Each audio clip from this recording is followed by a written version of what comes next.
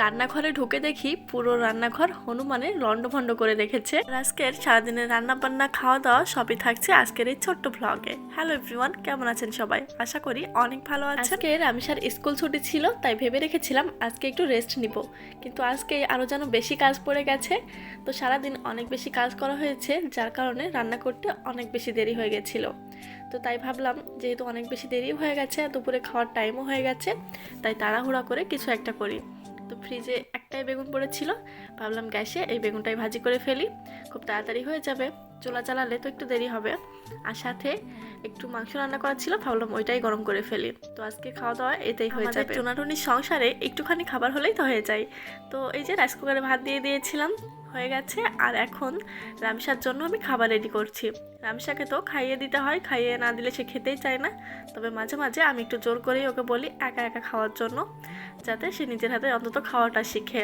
তো এই যে তার হাতে ফোন ধরিয়ে দিতে হয়েছে, তা না হলে একদমই খাবে না একা একা। তবে খাইয়ে দিলে অবশ্য ফোন ছাড়াও খায়। যাই হোক, বাপ বেটিকে খেতে দিয়ে আমি আমার কাজগুলো সেরে নিই। ওদের পিছনে সময় নষ্ট করলে আমার সারা দিনটাই কেটে যাবে, কোনো কাজই হবে না। অনেকগুলো ডিম নেওয়া হয়েছিল, যেগুলো ফ্রিজে রাখা হয়নি, তাই ভাবলাম আগে ফ্রিজে রেখে দিই। খাওয়া দাওয়া শেষ করে রামিসা বাইরে খেলছিল, আইসক্রিম দেখে ও আইসক্রিম কিনে নিয়ে চলে এসেছে। আর ও একটা ভালো অভ্যাস আছে, যাই খাই আমাকে না দিয়ে খায় না। তো আইসক্রিম নিয়ে আগেও আমাকে একটু দিতে এসেছে, আমি নিয়েছি, তারপরও খাওয়া শুরু করেছে। তো তারপর রান্নাঘরে এসে দেখি এই যে রান্নাঘরের এই অবস্থা, পুরো রান্নাঘর আলুতে ভরানো। রাকে আলু ছিল, যে আলুগুলো হনুমানে নিয়েছে, 1 কামড় 2 কামড় করে খেয়েছে, আর পুরো রান্নাঘর ছড়িয়ে ছিটিয়ে রেখেছে। তো কি আর করার, যেহেতু আমি বাড়িতে ছিলাম না, রামিসাকে নিয়ে স্কুলে গিয়েছিলাম। স্কুল থেকে এসে দেখি রান্নাঘরের এই অবস্থা।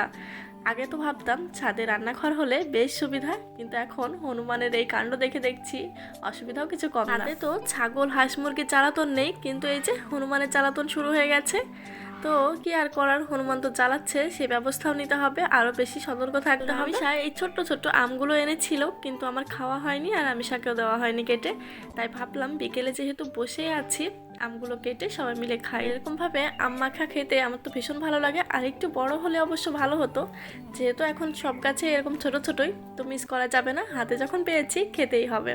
তো আমগুলো কেটে আমি সুন্দর করে ধুয়ে নিয়েছি। ছোট ছোট আমের আঠা যেহেতু ভীষণই ক্ষতিকর, হাতে বা মুখে লাগলে ঘা হতে পারে, তাই খুব ভালো করে ধুয়ে নিয়েছি।